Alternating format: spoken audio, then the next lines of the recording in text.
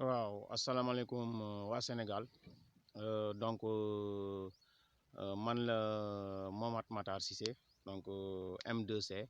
zone ouest donc moo ñu ñor nekk porte-parole mouvement ànd suqali suñu gox bi nga xamante ne moom moo féetoo ci département de Nioro commune bu Médina Sabakh donc ñu gën ñu mën a situé wu si zone ouest bi. ñu ngi nekk ci benn mouvement boo xam ne mu ngi regroupé fukki dëkk ak ñett ñu tënku ci benn kuréel ndaw yi yëpp bokk ko ci gox ba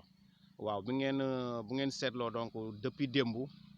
vers midi 14h 15h donc am na benn lakk bi nga xamante ne amoon na ci dëkk bu ñuy wax village de Falifa mu doon lakk boo xamante ne lakk bu métti ñi si félicité nag d'abord les services de secours bi nga xamante ne ñoom ñooy bu waa Gambie vraiment ñu ngi leen di njaaraamal di ci jiital tamit ci remerciement yi suñu CB bi nga xamante ne moo nekk brigade gendarmerie bu poste de Kër Ayib parce que vraiment gis nañ taxawaayam carrément wane na aussi ne moom mu ngi assumer donc son rôle d'agent de sécurité ndax sécurité moom bu ñu ko waxee rek dafa yaatu dafa war a répondre si toutes les normes ak facteurs yëpp ak événements yi nga xam ne yëpp mu ngi am war a mën a jur ngaañ si kaw loolu gis nañ ko sax moom en personne si vidéo yenn image gis nañ ko mu participer donc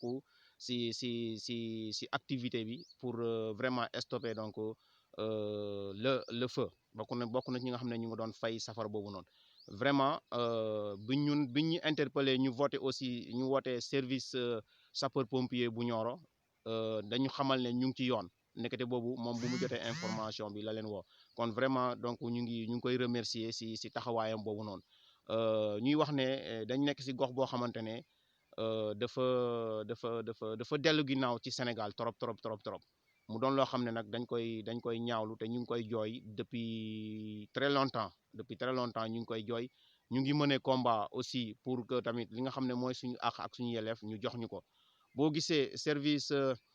sapeur pompier bu Sénégal yéex a teewaayam dafa fekk ne xam naa ne accès bi moom moo difficile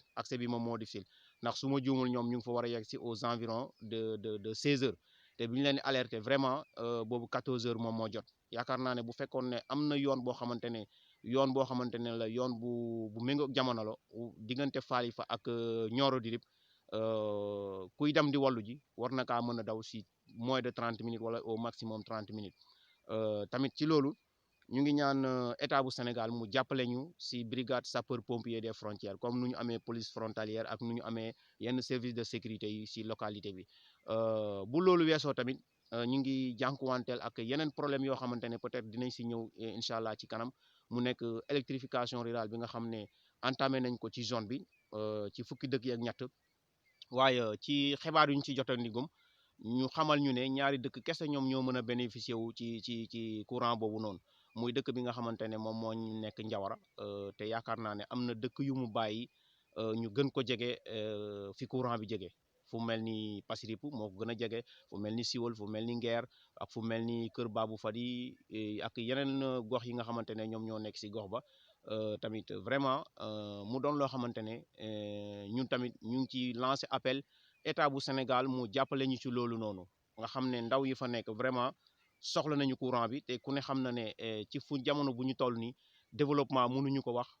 sans électricité vraiment et localité bi aussi bokk na ci localité yi nga xamante ne tey buñ ko jëlee zone ouest bi yaakaar naa am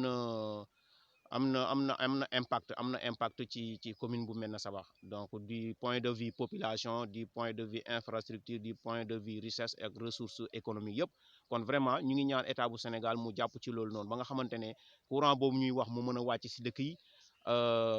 yoon boobu noonu tamit nga xamante ne mooy suñ piste bi rural ñu mën ci am accès le plus rapidement possible si di 2021 bi ndax suñu maire waxoon na ne bokk na ci priorité am yi te ñu yaakaar naa ne nous sommes à l'horizon 2021 kon chantier boobu noonu ñun ndaw yi gox bi ñu ngi koy xaar bu baax a baax a baax a baax a baax ñu ngi ñaan tamit ndimbal ci bonne volonté yi nga xamante ne war nañ ñu mën a jàppale pour suñu sinistré yooyu noonu vraiment soxla nañ ko leen jàppale ndax liñ fa ñàkk bëri na trop ñàkk nañ fa alal ñàkk nañ fa dund ñàkk nañ fa ay jur li may wax rek lakk moom bu xasee am rek di nga ñàkk loo xam ne sax àdduna buñ la dajale loon lépp am na loo xam ne mënatuñ la ko delloo dafay am loo xam ne dafay nekk patrimoine personnel loo xam ne yow yaa ko moomal sa bopp mu nekk ndono mu nekk loo xamante ne yow la boo ko ñàkkee dootoo ko am waaye nag dund